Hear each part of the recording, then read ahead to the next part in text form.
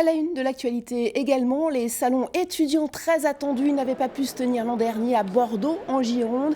Les lycéens et leurs parents pourront se renseigner au parc des expositions jusqu'à demain. À La Rochelle, en Charente-Maritime, les filières paramédicales suscitent toujours autant de vocations, malgré la crise de l'hôpital. Yann Salin, Joël Bouchon.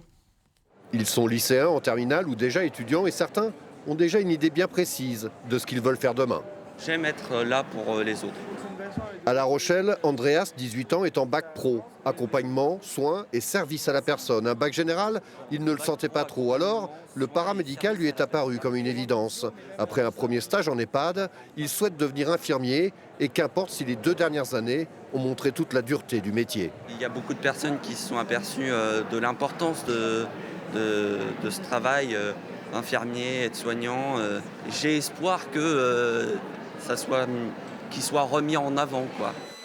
Qu'importe également toutes ces images de blouses blanches sur le front, H24 durant toute la pandémie, en réanimation ou en maison de retraite.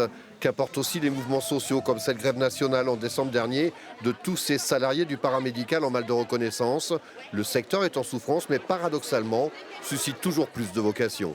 Vous pouvez exercer en réanimation, aux urgences, mais également en EHPAD. Et ça sera un métier différent. Vous pouvez exercer au bloc opératoire, etc. C'est pour ça qu'on ne s'ennuie pas dans ce métier-là, malgré les difficultés. Demain donc, ils seront infirmiers, aides-soignantes ou éducateurs spécialisés, en espérant que conditions de travail et salaire soient à la hauteur de leurs espoirs et de leur motivation.